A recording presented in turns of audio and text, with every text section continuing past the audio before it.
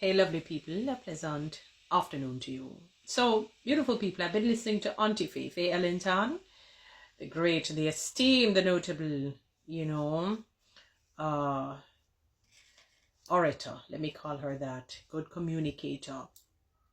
And I listened keenly to what she said as it relates to the Hill and Gully Ride rhythm being used on lyrics that are not necessarily wholesome. And I can, by and large, I won't say holistically, but I think she was very, very strident and very, very deliberate in what she was speaking about. In terms of the unwholesome lyrics being associated with such an iconic musical genre.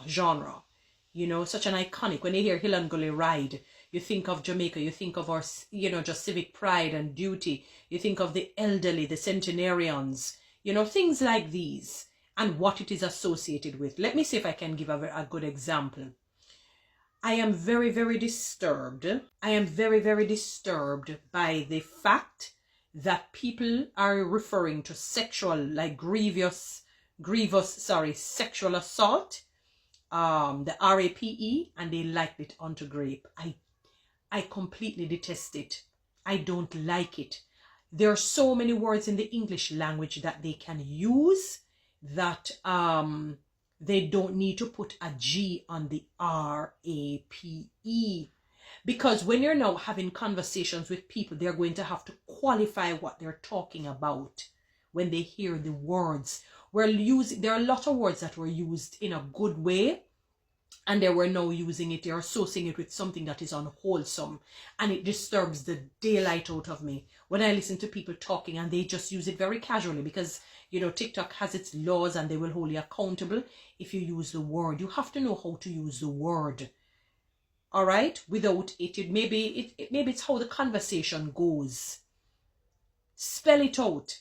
Do not associate the grape that we eat. When I hear that, or a color, the color grape, when you think of purple or grapes or whatever it is, to be relating to something that is negative. I don't like it. So I understand where Auntie Fae is coming from. What she's saying is that because of what Hill and Gully is known for and what it is associated with nowadays, when you put it, because they say you want to be very modern, you want the thing to be modernized, you want to bring back the thing, so dancehall is dancehall, and we just put whatever lyrics to it and whatnot, is that it will force us to go back and listen. No, you have to be careful because it may have sort of like a double whammy where it takes away from that sort of civic pride and what is originally associated with it. And so when people now hear it, they're going to think of the more current songs that are associated with it. I haven't heard the song that I don't know if there's a song out there that has some very lewd and crude lyrics to it. I haven't heard it, to be honest with you. I heard another one that didn't really have anything, so, it wasn't so raunchy, I think there was one where I say, girl fi give man money, man fi give girl money. I like that. That's what I hear mostly throughout the song.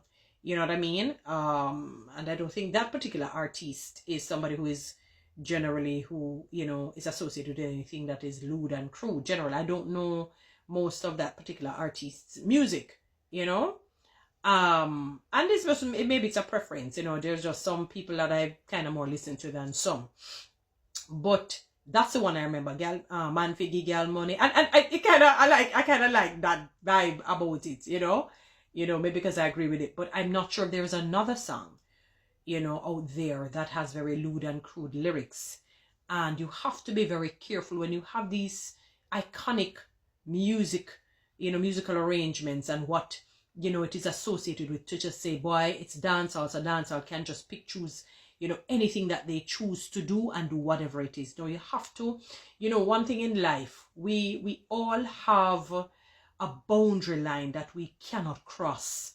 Doesn't matter how vast and wide and how creative we are, how dynamic we are. I can liken it onto when the scripture says, for we know in part and we prophesy in part.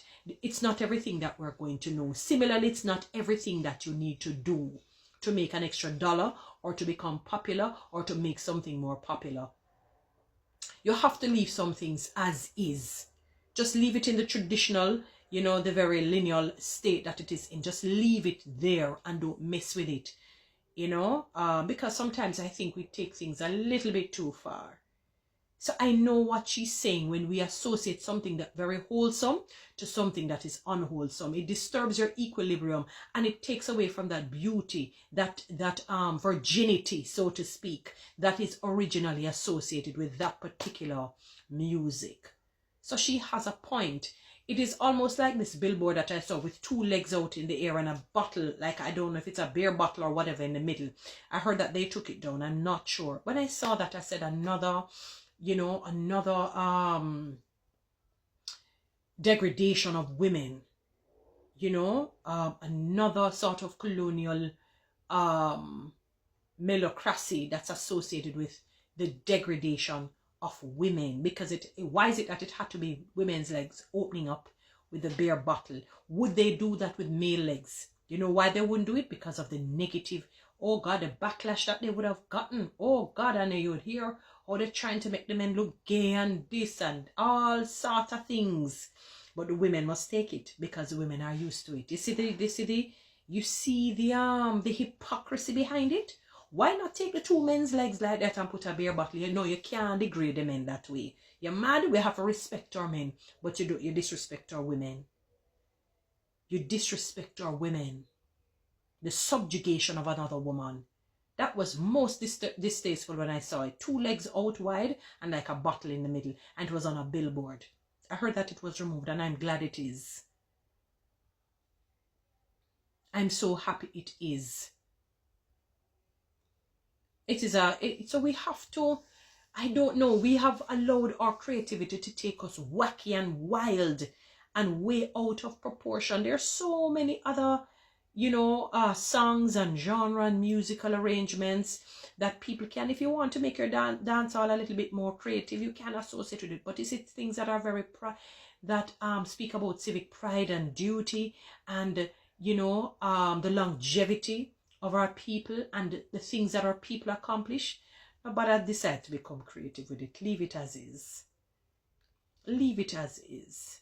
Auntie Fae is not somebody who generally comes out to speak out against things, to try and make things difficult for our Jamaican people. But people, we have to have some semblance of accountability. We have to have some semblance of principles and standards. We cannot just operate willy-nilly any and every old way.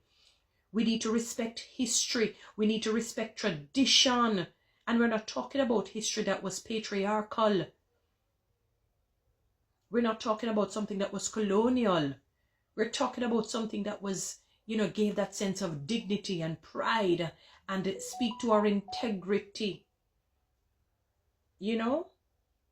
So Auntie Fae does have a point when I really, really dissected it and really, really mull over it.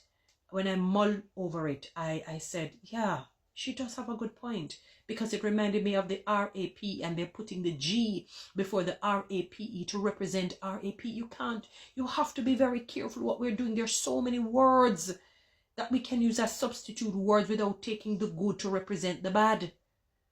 Or the bad to represent the good. We have to be so careful, so strident. You know? So somebody has to say something. We can't just allow any and everything to go. So she has a good point. Now that I thought about it, I had to wait a while because I said, let me really, really meds this thing out, you know, and really think on it to see what's really going on here. You know, because we have to maintain some dignity in our country. Leave things where it is at. You can still be creative and dynamic without touching on iconic things, prolific things. Things that mean near and dear to people, traditions that don't die because it maintains a history, you know, to show what Jamaica where we're coming from, the things that we hurdled, you know, the different challenges we hurdled and that we overcome. You know, seeing the wonderful centenarians, you know, living to 100 and something, strong and healthy. Nevertheless, you know, we have to regard these things. And we have to say sometimes, you know what, we can't take our creativity too far. Because you may go into the den of lions and you don't want to get bitten. by the glance. Anyway, guys, think on these things. You know what to do. Read TikTok and YouTube. Subscribe. Give me one of those lines, and you can follow me on Instagram. Have a good one.